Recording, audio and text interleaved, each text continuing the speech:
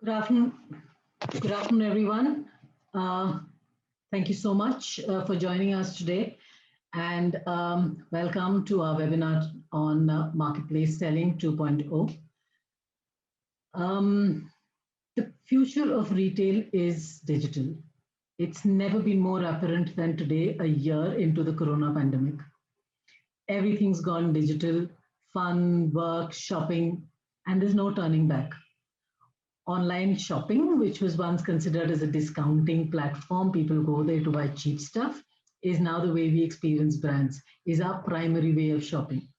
With more than 100 million shipments online, going retail is no longer just an option for retailers. Which brings us to our speaker, Rajiv Chandrasekhar. He heads the business development initiative at Omuni and has about 2 decades of experience in retail, working with brands like Spencer's, Croma, Tata Click. He's seen both sides of the marketplace business as a seller and then as an operator. And honestly, I think that you will have a lot of questions in this session. It's going to be fun. It's going to be interesting. It's going to be informative. I request you to please write in your questions in the chat section. Rajiv will pause every once in a while, and then we will maybe pose these questions to him. Rajiv, I would request everybody to please put yourself on mute so that we don't really disturb Rajiv, disturb the flow of the presentation per se. Thank you so much. All over to you, Rajiv. Thank you, Meera. Is my voice audible? Oh, yes, it is. Yeah, and you can see the screen, right? Yes. Thank you, Meera. So I'll straight away get into the webinar and the presentation. About Omuni, we are India's first customer journeys as a service company. When it comes to selling from stores, I think we have a distinct offering, and we can enable that in a very seamless way. I'll start off today's session on marketplaces. Today we're going to discuss about how marketplaces have evolved over the last few years, but more importantly, what changes are happening in this space and how brands and how retailers can take advantage of these changes. Just for academic purpose, all of us know what is a marketplace, but I'll just state that out. It's an e-commerce website where products and services are sold by multiple third-party sellers or vendors to customers. Now, the definition of marketplace, and I think it's one of the most important innovations in the e-commerce space over the 25, 30 years, is that the definition of what constitutes a marketplace or a digital marketplace has continuously been challenged, and continuously, this is one of the great places of innovation that has happened. And today, actually, where we are seeing that the next big shift is also happening in marketplaces. And in the course of our discussion today, we'll cover some of those points. We all know why somebody has to be on a marketplace as a brand or as a seller. But I'm going to touch this important topic in a very different way, or attempt to come across in a different way. Is that today being on marketplace is not just about selling a few limited number of SKUs. More and more data is telling us that customers actually discover products on marketplaces. Today, for many categories, customers tend to go to Amazon or a Flipkart to search for products even before going to Google or any other digital mediums. So it's not just about sales, it's also about how you enable customers to discover your products. The second thing is marketplaces, by definition, are also always reaching out to new customers. Every day in the print or in papers, we read about how the next wave of orders are coming from tier 2, tier 3 cities. So being present on marketplaces enables you to reach out to new customers and access new markets, which is slightly difficult when you're doing it on your own. So these are platforms that are available, which are there. Thirdly, huge amount of customer traffic. One of the key things is that as a retailer or as a brand, you might be engaging with the customer once in 3 months or once in 6 months. Whereas with case of marketplaces, the customers literally come every day or every few days. So you have high volume of traffic and high engagement and high recency as far as customers are concerned. So these three are very important trends that are changing why marketplaces are relevant for brands and for retailers. Of course, the most logical reason of being in marketplaces is also that it's an additional sales channel. And it's important that you capitalize on every demand source or every demand channel that exists for your brand. The fourth point is very interesting, is that it is also helping improve credibility of what you're offering to customers. Right? Very interestingly, I was working for a brand and as an e-commerce person there, and I had the head of merchandising coming to me and said, Rajiv, I wanted to get some inputs and reviews or feedback about the new product that we're launching. And he said that, look, we have a retail infrastructure, but by the time I get the data, a lot of time would have passed. I needed something quick and fast. And I recommended that, look, let's try and sell it on a few of the marketplaces, and you could immediately get the reviews and ratings for the product. And that enables you to take a decision pretty fast, how customers are receiving these products. There was a fear. Immediately he told me that, look, I feel that the moment I list it on marketplace, it's a new product, they will discount and I will not be able to sell it. But this is a slightly, I would say, dated view because now marketplaces are moving beyond trying to sell few products at huge discounts. But now the emphasis is on assortment and depth and availability, especially of what is available in the offline channels. Thankfully, he took my advice and we got some good feedback. We invested a little bit in marketing to bring more visibility, but we didn't discount it, and the product actually became quite successful. So there are different takes on how you can use marketplaces and why you should be on marketplaces with everything that you have to offer. Of course, utilize powerful marketing strategies for products and services. These are some of the reasons why I feel that it's time to relook at marketplaces again and see what are the new ways of engaging with marketplaces. I'll touch upon some of the challenges that historically brands have faced and they continue to face as they continue to work with I would say, the older models of working on marketplaces. One of that is, you're not able to put your entire inventory out there because you will have to either move the inventory to the fulfillment center of marketplace, or you'll have to keep it at a designated warehouse.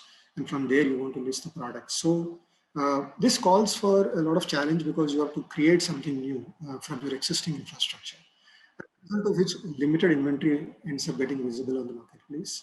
You also have to keep the inventory aside for this purpose. You can't use it from your existing inventory because it becomes challenging in the way marketplaces operate. You also have poor margins because when you're trying to get a lot of sales from a limited assortment and you want to increase the throughput of the assortment, you have to give more and more discounts so that you increase the sale from the limited assortment. Interestingly, we were working with one of the brands and they faced this problem in a huge way, right? This is a brand that had about 12,000 SKUs and they were struggling to list the assortment on marketplaces, and at any point in time, more than 400 or 600 SKUs, they could not make it live on the marketplace.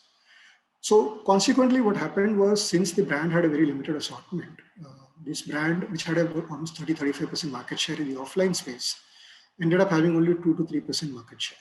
And that at poor margins because they had to run a lot of offers to sell that limited inventory. And this is where this brand came to us and said, how do we solve this problem? I'll come to the solutioning part at a later slides, but I'm just giving you a hint of some of the problems being faced by some of the brands. Right? Of course, when you're trying to ship the item from a centralized location, obviously your logistics cost is much higher. Your cancellation and returns rate tend to be higher because your delivery timelines are longer. Plus, you have an infrastructure which is already there and you're not able to take advantage of that. Right? So if there is a customer ordering from, say, Vijayawada, and you have a store in Vijayawada, the order is getting today shipped from either Hyderabad or from Bangalore or even Delhi.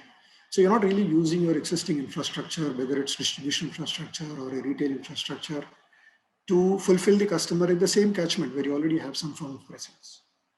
So it's not very efficient for brands, and some of the points that I highlighted, all of them actually are connected, right? So deeply connected with one another.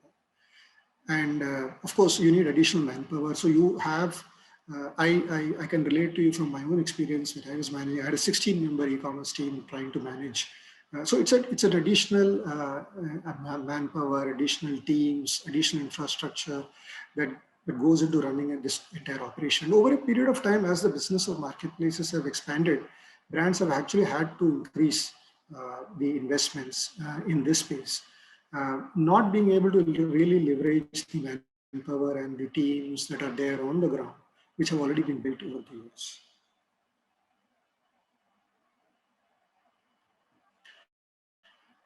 So I'll come to the marketplace models for a reference standpoint. I'm sure all of you are familiar with some of these models, right? So the first one is, the obvious one is selling through large alpha sellers, which is the likes of Cloudtail and WS Retail and Apparel and so on and so forth. So this is possibly the first way in which most brands tend to start selling on marketplace, is that they approach some of these alpha sellers and work with them to list the products on marketplaces. Over a period of time, fulfilled by marketplaces caught up, where the alpha sellers stopped buying these products and brands started listing these products directly on marketplaces using the infrastructure created by the marketplaces. So they became to be called as fulfilled by marketplaces, like fulfilled by Amazon or fulfilled by Flipkart. Then came the wave of focusing a lot on dropship models, where brands started to use their own warehouses, their own fulfillment centers to start listing products on marketplaces, and started selling the products from their own warehouses and fulfilling them. As the marketplaces business grew, we started seeing that some of the brands started to use a combination of these, right? So you would either work with alpha sellers and use dropship, or use fulfilled by marketplaces and dropship. So this became something that became as a trend. Before I get into the new trends that we are seeing, one of the things that we should keep in mind is a lot of growth for marketplaces come all the time when you start adding more and more assortment, right? In fact, I firmly believe that marketplace business growth is dependent on three core pillars: assortment, efficiency in delivery, and third is pricing. Right? So these three play a very important role. And in that, the number one is assortment. So brands started, and a lot of partners that we were working with started to hit a ceiling as far as marketplace growth is concerned. Right? We all know, I mean, some of us are all of us are in the e-commerce business. We know that the growth expectations when it comes to e-commerce business is always in double digits or very high 20s and 30s or even 50s, depending on how old the brand is in the marketplace business. So this became a challenge because you would always reach a limit to the assortment. Very often 5% of the brand's assortment, 10%, or maybe 20% of the brand's assortment is visible on marketplaces, and not necessarily the full assortment. So while there are other elements like content and finance and marketing, but assortment ranks itself as one of the largest pieces that need to be solved if you want to continuously grow your marketplace business. And we firmly believe that the next wave of growth would come from brands which are able to integrate their entire offline and online business into one seamless platform where you are able to show them wherever the customer is, whether it's on marketplaces or on the website or even in stores. And this is where brands need to work on if they want to achieve the same level of growth as before. I'll pause here and take any questions before we move forward. Meera? No, Rajiv, no questions as yet, so you can, I think, continue. Sure. Thank you. Am I going too fast? Is it okay? Audience, is it okay? Yeah, I'm not going too fast, right? It's okay, right? No, it's okay. Please. Yeah. Okay. Thank you. So I'll come to the how we look at omnichannel marketplace model, right? So in an omnichannel marketplace model, there are different third-party marketplaces which are connecting the brand stores and warehouses into one seamless network, which enables customers to choose from the full assortment the brand has to provide. And also there are new ways of managing orders and processing returns, right? So all these elements are very important, right? You're not now limiting ourselves to saying that, look, I will offer only a limited 5% or 10% of my assortment. I'm going to offer the full assortment to the customer. Like I said, discoverability is also a very important element, right? So sales can come and customers can find and discover products. So full assortment of products wherever it is available, and also newer ways of managing the orders. So you're not just managing the orders from one centralized location, but from multiple locations depending on where the customer is and where the inventory is located. Also in the ability to manage exchanges and returns using your infrastructure, which is already there. So in this, the fulfillment is, the inventory holding is done by the brand or through its warehouses or stores. So you're really owning your entire inventory. You're not really passing on the inventory to a third-party marketplace. The ownership is lying with the brand. You also manage and order the packaging and dispatch of the products. Of course, the last mile logistics can be managed either by the brand or by the marketplace itself, depending on whichever is the most optimal way of servicing the customer. So this is a paradigm shift, the way we say, because it is not just about being present on marketplaces and treating this as an additional channel, but actually removing all the limitations or the constraints that have prevented the brand from going and exploiting the full potential of any marketplace or any demand channel that is on offer. So, a simple diagram or a flow will give you a picture of how this will change, right? The moment you move from a conventional marketplace model to an omni-channel marketplace model. So you have, in the conventional model, you typically have an e-commerce warehouse, either that's located within the brand's warehouse or it is, you use the fulfillment center of the brand, but you park the inventory in a separate location, and this is taken from the brand's warehouse inventory, and then you highlight it on marketplaces. This is not necessarily the same for all brands. Of course, different brands have different levels of complexity around this, but this is a rudimentary model which most of the brands tend to follow. But when you come to the omni-channel marketplace model, you are essentially removing that limitation, and you are saying that, look, in addition to the e-commerce warehouse, I also have the stores, which I also have my warehouses, which is the warehouse. I will just connect all these and upload the entire inventory and assortment. You can build guardrails around this in such a way that you don't want to overexpose something that you really don't want customers to see on marketplaces. But a vast majority of the stock, which is there in any of the channels that is present, you are trying to show it on any of the marketplaces and giving them the opportunity to fulfill or service them. So this is how the buying journey would look like when you try to sell on marketplaces using the omnichannel route, and we can, as a company, help you with building that. So here the customer sees the freshest and widest and in-depth product assortments. What we do is that we bring the entire store and warehouse inventory together. This is how our software works. So the customer, when he's on the marketplace, likes the product and makes a choice, right? So you are giving the full assortment as against a limited assortment that was there earlier. So once he selects a product, the marketplace works with us and routes the order to the closest and the most appropriate store or the warehouse for fulfillment. So there is an algorithm at work either at the marketplace's end or at Omni's end, and we try and find the best possible store or a fulfillment center from where we can fulfill this order.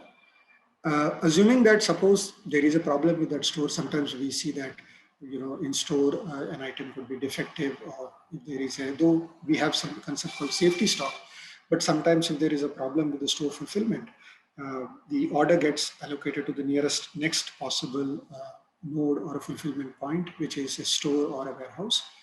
And the good thing is, we have realized that software is one part of it, but we've also developed a lot of tools to inform the store managers or the store staff or the warehouse staff that an order has been allocated. They receive notifications. And after they have received the information that the order has been allocated, the order is processed at the store, or the warehouse and allocated to the logistics partner, and the order is fulfilled to the customer in most cases pretty much as fast as possible, depending on how fast the logistics arrangement has been created by the marketplace or by us. This is a very basic view. There's a lot of technology behind this, and this is a journey, right? So the attempt is, for most marketplaces today, customers are very fickle today. They want product immediately. They want product on demand. So a lot of innovation will happen in such a way that customers are able to find products as fast as possible. And this is work in progress. We continuously work with brands. We continuously work with marketplaces to see how can we make this more and more efficient. How can we bring the inventory as close to the customer as possible, so that the order is fulfilled as early as possible. So few of the advantages and benefits that are obvious we have been working with brands quite extensively on marketplace fulfillment now, and especially from stores.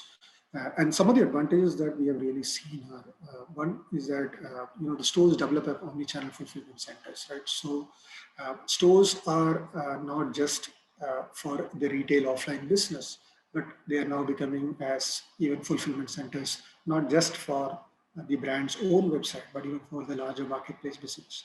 So this is something that, especially in post-COVID scenario where retail has struggled, where customers are slightly reluctant to come back in full force, the fact that stores can be used for multiple purposes is of great advantage. Second thing is the assortment. So like I was saying earlier, with one of the brands that we were working, the moment we started opening up the stores and the moment we started working with them to offload the store inventory onto marketplaces, we started to see that the assortment went up by almost 10x from what they were offering earlier. Right? So huge amount of assortment suddenly made itself available on marketplaces, and consequently, the sale and availability went up. The third point is around margins, right? Very often people complain. In fact, I used to be a P&L owner for marketplace business, and I realized that it was virtually impossible or very difficult to make any money in marketplace business in those days. But one of the things that we realized was, as you're starting to put more and more store inventory, the profitability actually went up, because when full price merchandise started to become part of your mix, you started giving a choice to consumers. Customers started to buy more of your brand, and especially full price. In one example, we actually saw the average discount being offered by the brand dropped by 10% once they expanded their assortment on marketplaces. And this is where we believe that, for example, in US and other markets, the marketplaces also perform the role of convenience for customers, in addition to obviously honest pricing and great deals. So we feel that the margin improvement will happen as you start to put in more inventory through the store assortment. Obviously, reduce your logistics cost. Now, like I said earlier, if you're shipping the material from one part of the country to another, your logistics cost is going through both, your inventory is going to, the shipment is going to multiple clusters, which increases your logistics cost. How can we move your orders and fulfillment into the same cluster? This is something that we work extensively with brands to try and see how we can optimize the logistics cost. Attendant to that is faster shipping, because the fulfillment point is very close to the customer. And inventory optimization also happens because you can actually prioritize stores to where you want the orders to be shipped to, because it's important that you have a balance of inventory across your entire network. So if there are stores or there are warehouses where you have a lot of excess inventory, you can actually channelize your orders into those fulfillment centers or stores.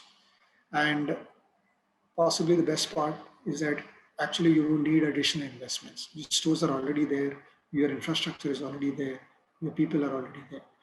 We are only making better use of what is already created.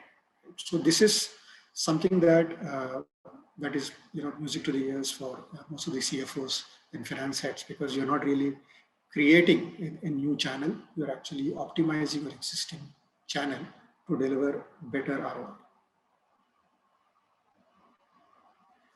So from a retailer's perspective or a brand perspective, actually a lot of work you have already done. So the attempt here is to see how do we optimize that, right? So we have ready integrations in APIs, which will connect with your POS and WMS and ERP to our solution called Omni.Cloud. And we will work with you to, we're already integrated with most of the major marketplaces. So all you need is to just switch it on, and you can start receive. Once you connect with us, you can show your orders, you show your inventory on various marketplaces, and you can start getting orders from marketplaces and fulfill them through the stores. So it's not a very complicated operation. It's just that there are connectors that we have, and all we need to do is some very basic level one-time integrations, and after that, off you go. In fact, we work with brands, and this is one of the easiest things that can be done as part of the omnichannel journey. Just to recap, how we have seen brands evolve is, typically they start with alpha sellers and offer limited inventory and limited assortment, and then they move to increase the sales by adding more assortment.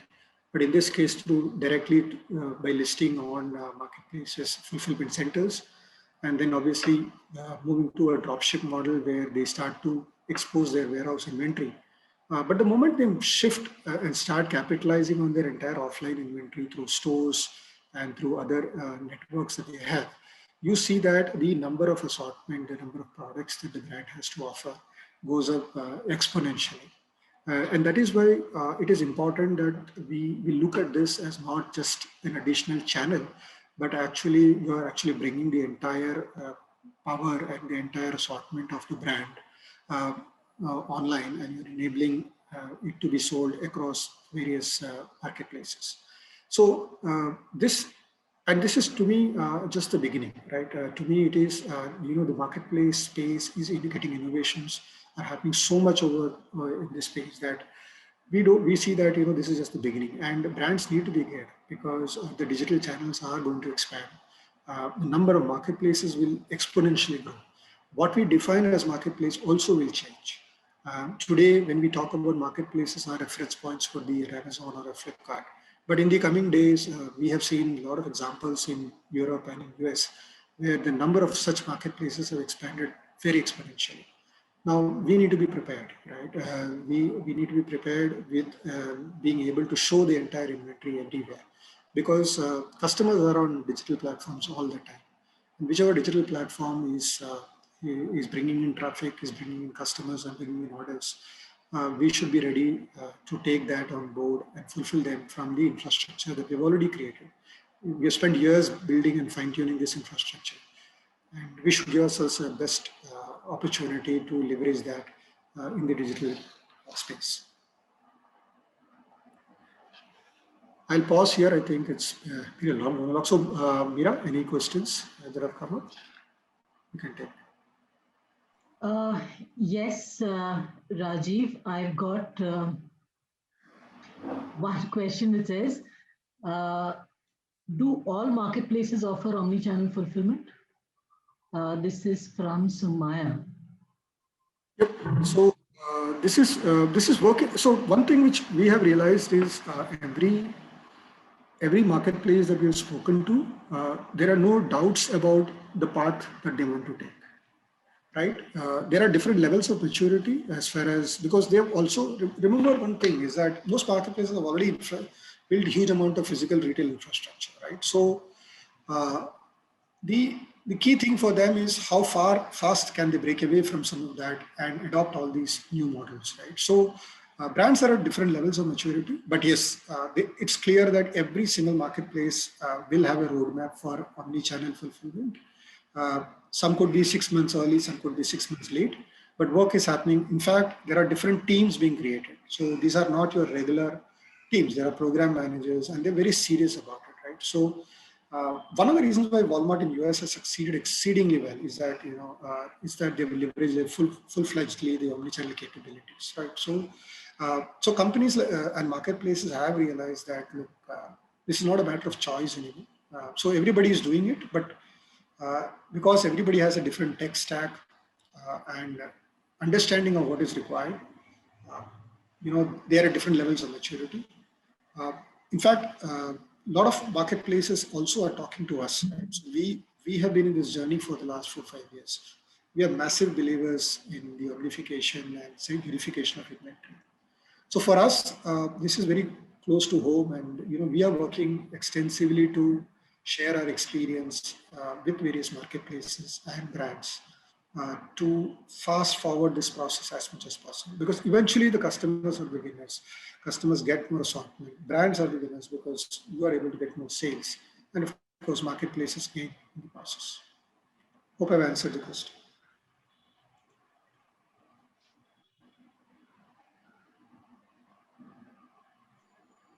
Raji, I think we can move on.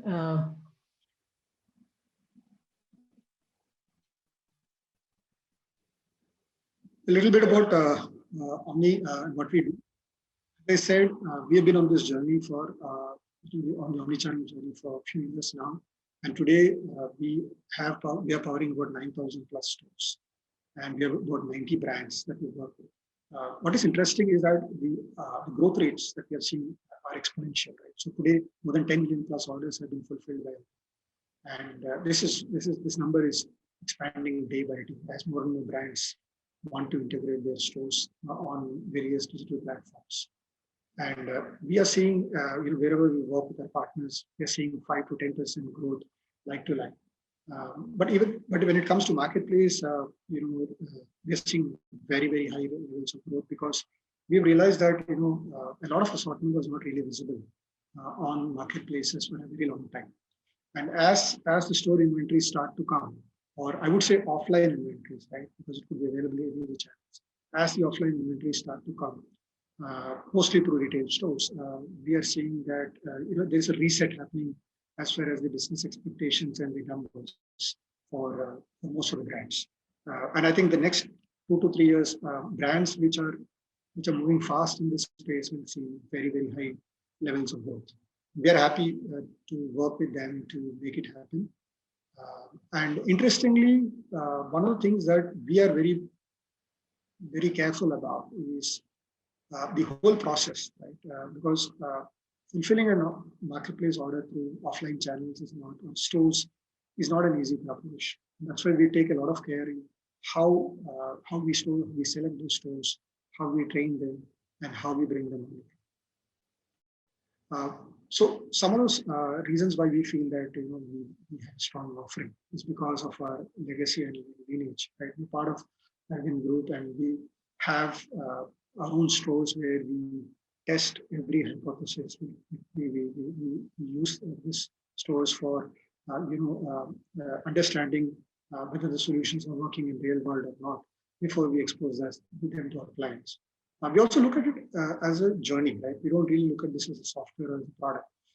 We try and see, how can we make this journey as efficient as possible, rather than just offer a service or a product for you to buy and use it yourself.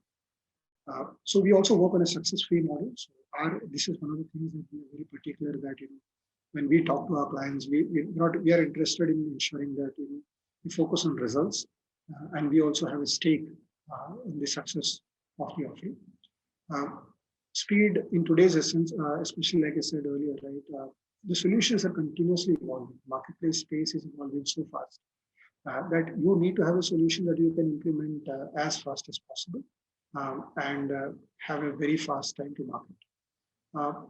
We also look at retail enablement. This is an important point. Is that it's not just about in India, retail is very complex.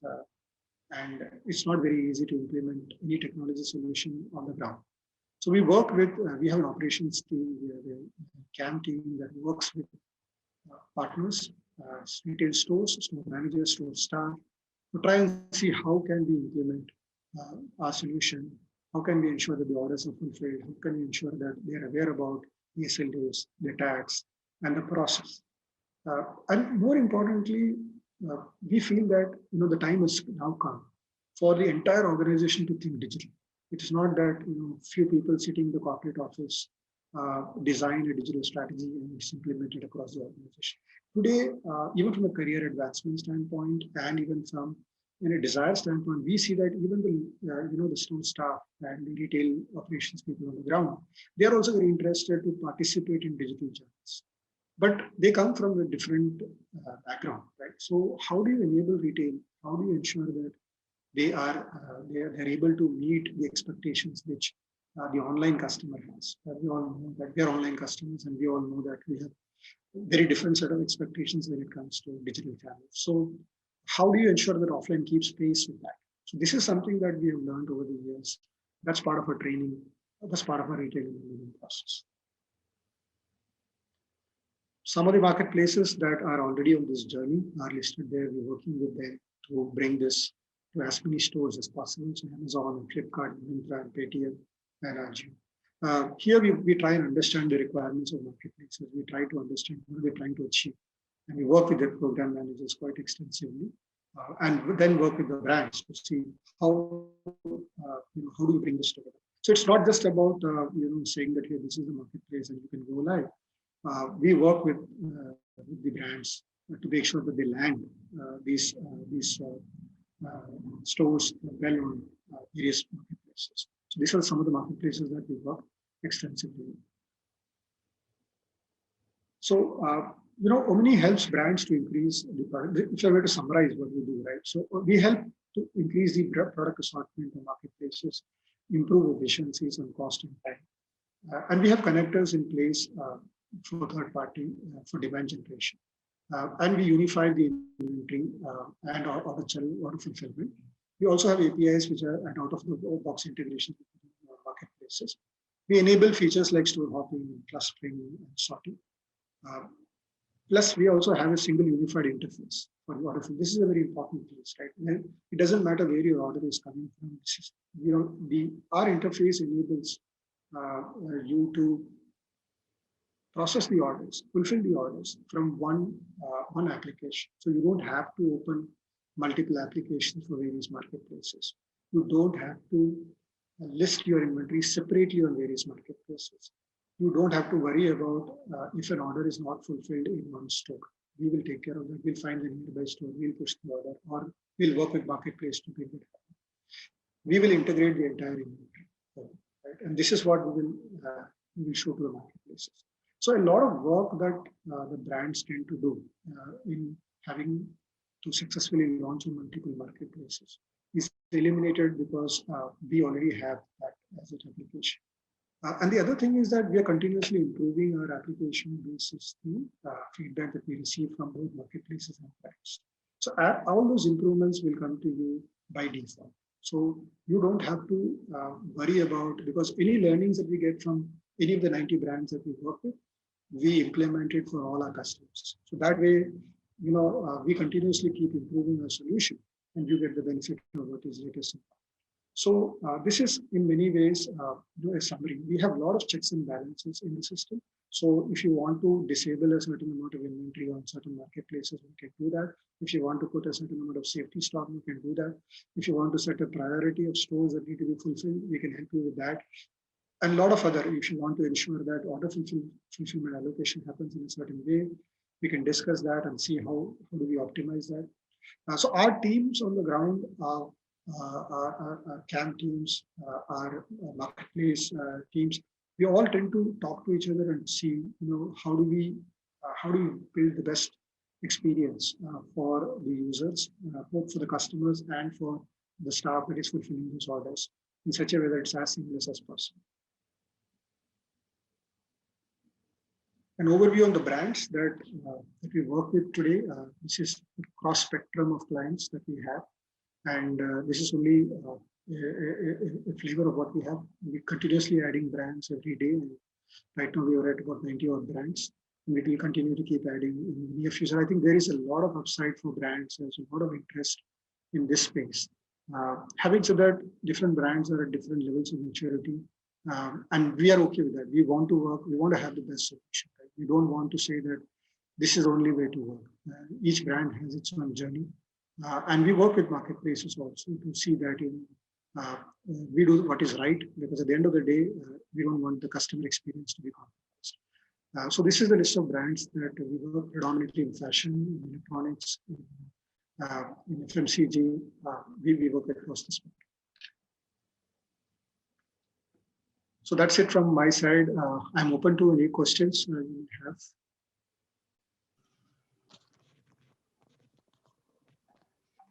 Yes, Rajiv, we've got Rajarshi asking, is it possible to have both warehouses and stores connected to the marketplace? Absolutely. So that's an important point, right? You brought out is that we don't want to create something new in the sense that you've already built an infrastructure which is there, right? Your warehouses are there. You can always add stores to it. So you can always have your warehouse inventory powering the marketplace. You can add your store inventories also on top of that. But eventually, from a long-term standpoint, we feel that if you have a strong retail network, then you really don't need a dedicated e-commerce warehouse for marketplace fulfillment. But yes, in current scenario, yes, we think that brands might require both, and both can be enabled.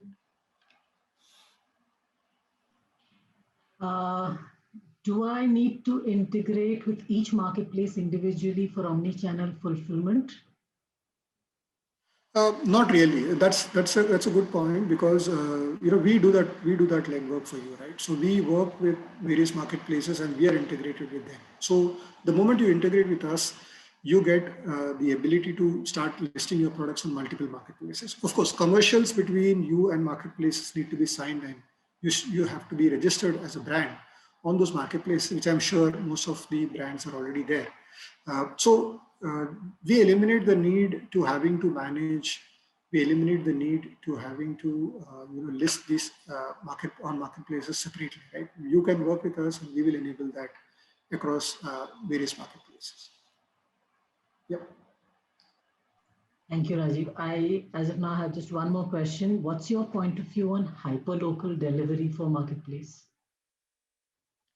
Interesting point, and I think it's something that it's a conversation that gets us very excited. We think that like I said, there are three pillars, right, for success on marketplaces: assortment, price, and delivery. The delivery aspect is as important as assortment, and eventually today, I think on demand has become a buzzword, right? It's not just about hyper local or same day delivery or next delivery. Customers are moving more and more towards on demand model. They like Uber or Swiggy or any of these, right? Customers want something almost immediately. They don't want to wait even for a day. So I think that's why I've been in retail for a very long time, and one of the things that I feel is that this is going to be a rebirth of retail in many ways.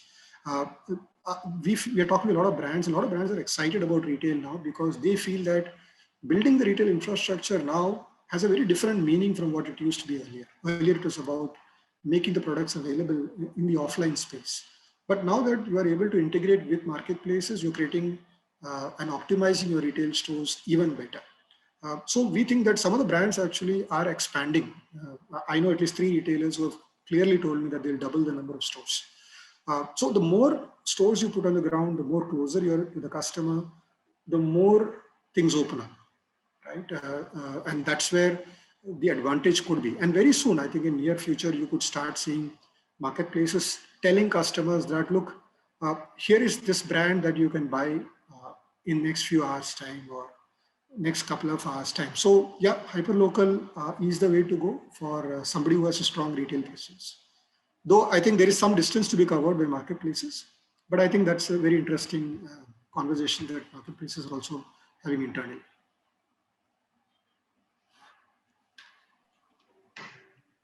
I don't see any other question as yet.